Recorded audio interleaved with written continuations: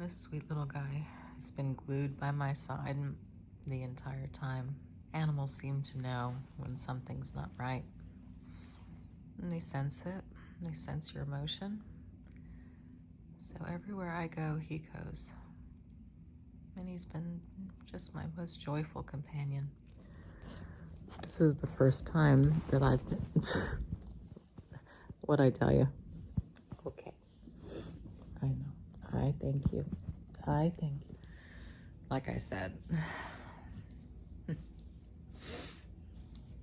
animals, they're quite amazing in what they know. They just know. There is something really odd that happens going through this process, and somebody told me that they experienced it too, and that is when you wake up first thing in the morning,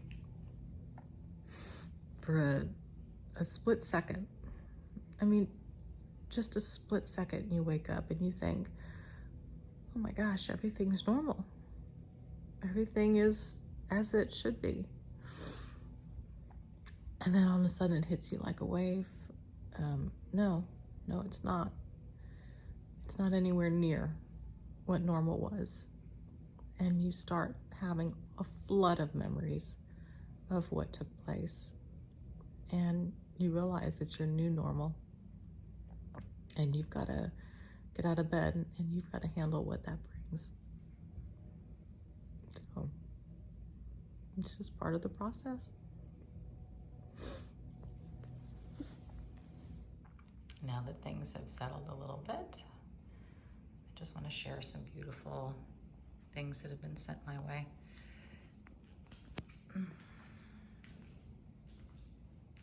Just lovely, lovely arrangements, lovely thoughts written on beautiful cards.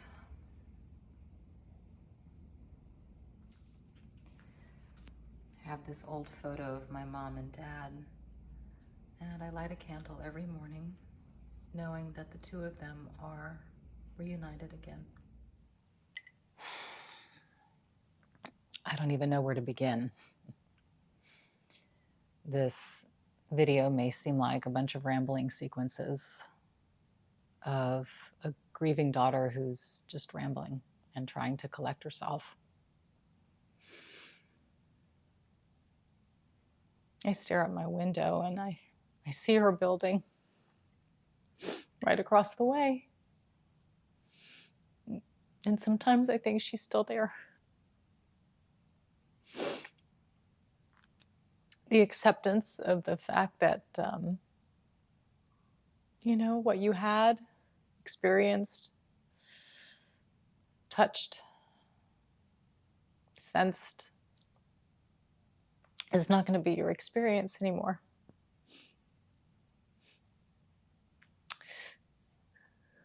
We, Styles and I were given a bunch of food from the restaurant where he works. It was so sweet, and it was pasta with shrimp and crawfish and Cajun. And I almost said to him, we should invite Grandma over. She would love this. And then I caught myself because there's a part of me that still believes she's right over there.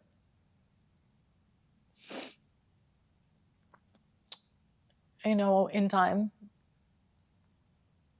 I know there's a processing. I know that I'm going to have weird moments like that.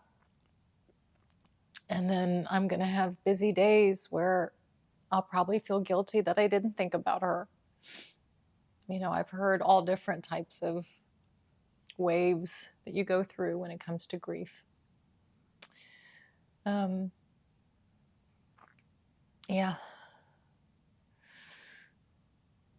She passed 3 days ago on Tuesday, the 18th. This is Friday, where I've felt like I could actually get through talking to you and sharing with you. But at the same time, I have always felt it's important to share, and So many of you reached out to me on multiple occasions whenever I posted photos with my mom, and you would say, treasure it, treasure it. It's such a gift to still have your mother with you. And I knew it. I knew it. I never took that for granted.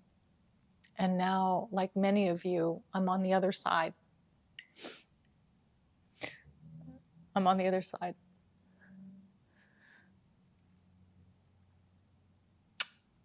And I feel you.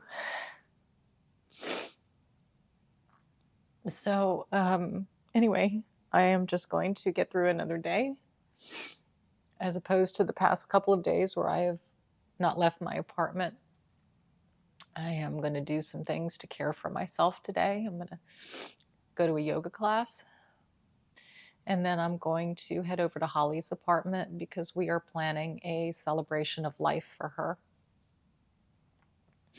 My mother did not like funerals, memorial services. She said they're too morbid. And we never really discussed what this would look like, but I know her. And so we have decided to pick her favorite restaurant where she would go every day, where she would walk for happy hour and get her Prosecco and either the appetizer portion of meatballs or a chocolate cake. So that's how we feel we should honor her, by doing exactly what she loved to do. So we're working on that. And that is my project for today. I do have to share something really beautiful with you. So Courtney came by yesterday and she had this mug made for me, and I'll shoot it in close up, but it's a beautiful assortment of photos of me and Mom.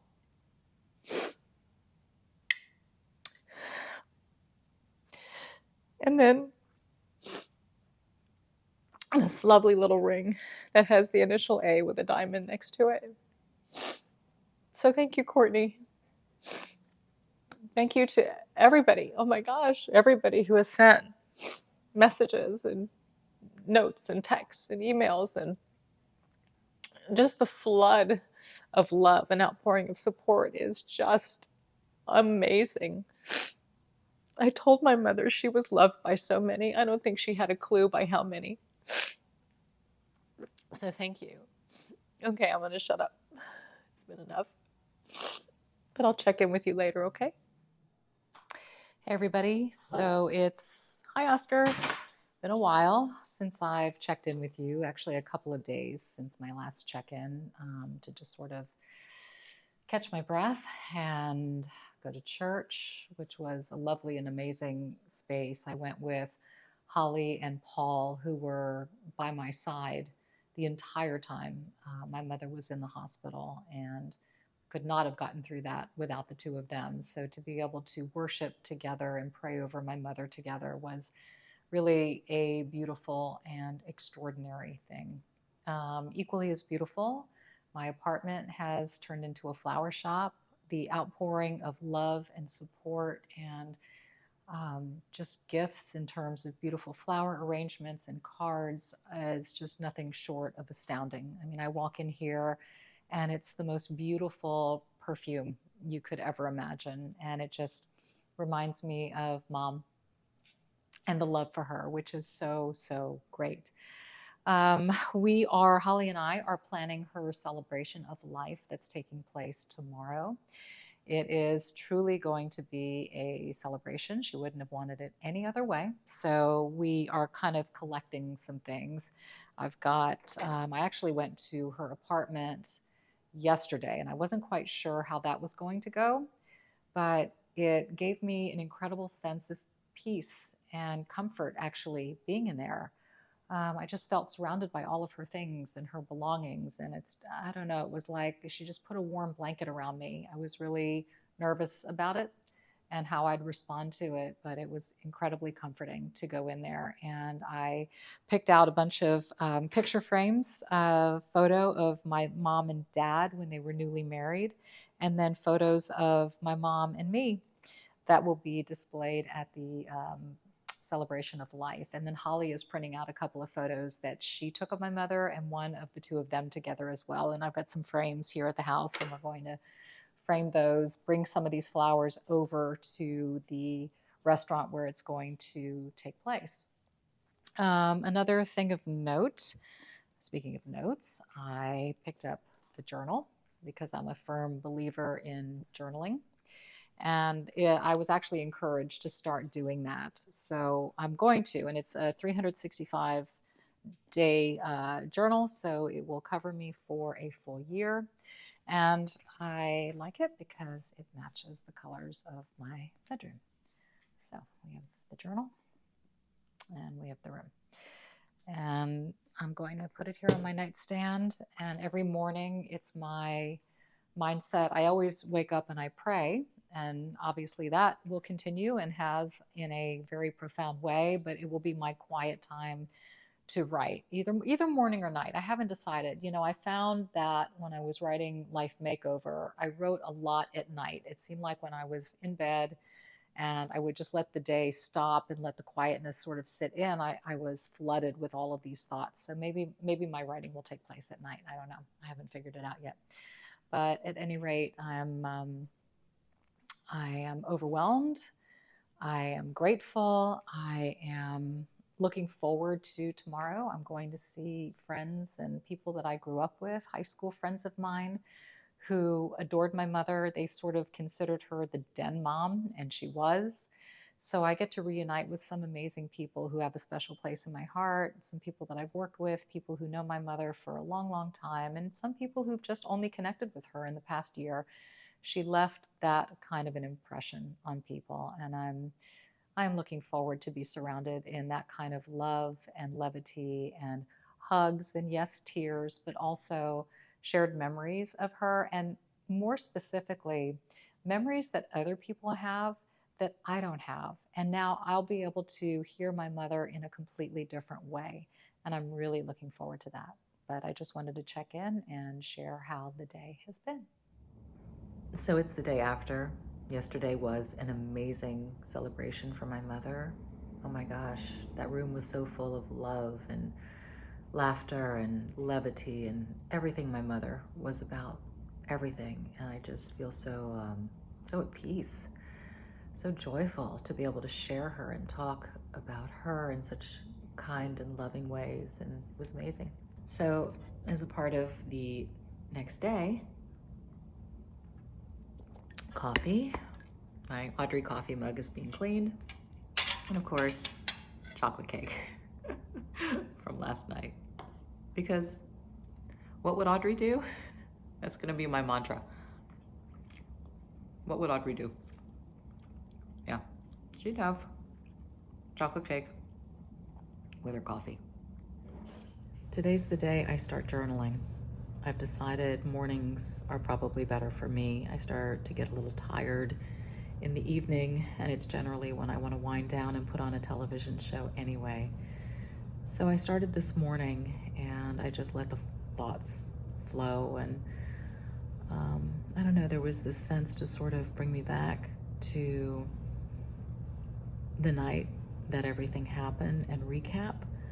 And I guess it's because I know as time goes by, you start to lose detail of things and specifics. And I don't want to lose specifics, not necessarily in the painful part or the disturbing part, but the specifics in the loving part and those moments of kindness and embrace and special things and the way things played out. I don't want to lose sight of that. So I'm starting to document it and document how I feel in the moment and in the day, and just sort of recreate all that has transpired over the past couple of weeks. And it has been a lot, but writing is a cathartic outlet for me. It always has been.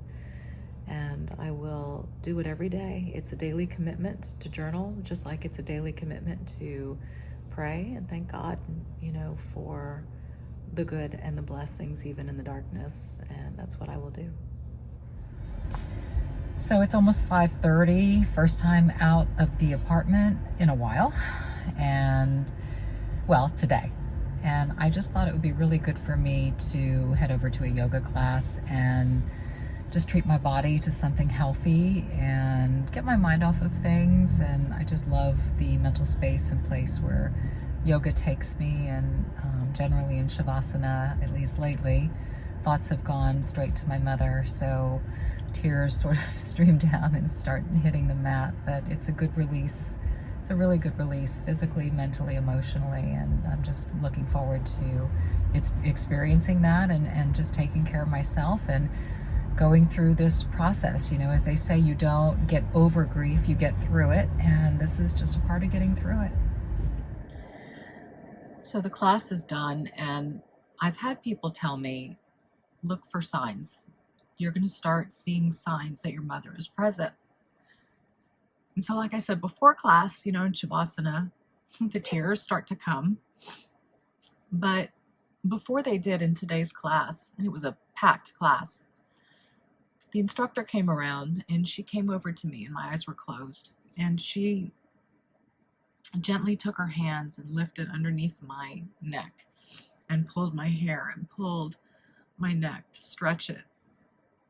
And then she took her thumbs and she placed them on my forehead in a way to relax it and to relieve the stress. And I remember doing the very same thing to my mom as she was passing, just rubbing her forehead and just rubbing pressure points just to comfort her.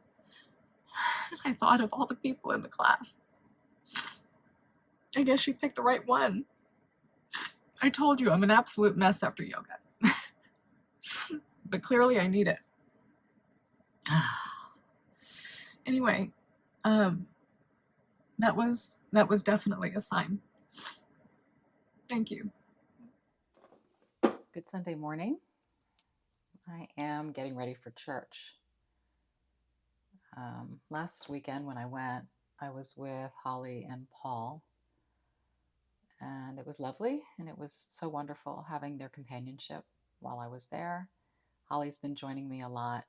Today she's going to go with her daughter where they usually go, and Paul, my mom's companion, is in New York.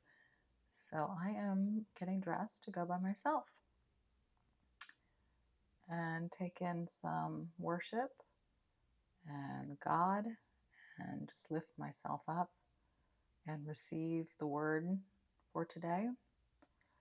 And I'm really looking forward to it. Going to church and practicing my spirituality is part of my self-care, my faith and belief system. And this is probably more makeup than I've worn in a while. Probably since Mom's celebration of life.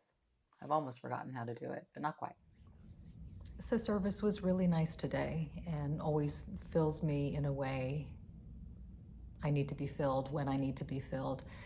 Interesting message about when you're planting something and you're trying to grow something, that weeds can often take root.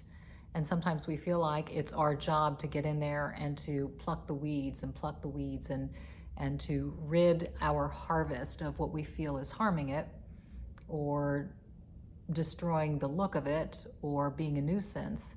And the message was, sometimes you just have to let the weeds go, and that they serve a purpose, and if you start plucking, you can actually impede your harvest. And that's sort of a metaphor for, yes, do what you can, but also release to God and believe that the weeds are there for a reason. They're there to grow you and to make you stronger, but also to make your harvest even better. And that in the end, when you do harvest, you separate the good from the weeds, and the weeds are burned in the fire, and the good is the reward that you reap. And it's just learning how to let go of things. And that's a hard one for me. I'm generally one who is allegedly in control and planning and doing and all of that. And it's not to say you relinquish your control, you relinquish your plan, but you have to believe that there's God's plan. And there's no overriding that. And so why live in stress and agony and angst and turmoil when you can just put it up to Him? And so these are all just wonderful, beautiful reminders of what it is that I need to do in my life. It's what I felt I did with my mother's situation. I will never forget following the ambulance to the hospital. And I kept saying to myself as tears were just streaming down my face, I kept saying, God, this is your will. It's your will and it's your way. And I have to trust in that, whatever that is. And I just kept saying that to myself over and over and over. And, you know, there was today's service just as a beautiful reminder of the importance of that message. Anyway, that's that. I'm going to get in comfy clothes and make myself a smoothie. Talk to you later.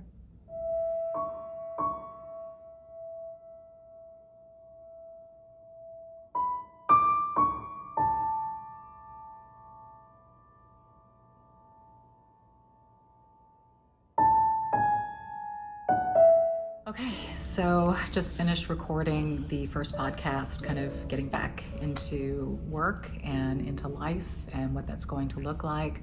If you saw the podcast, you know it was deeply emotional for me. The emotions still come out and they will continue to come out.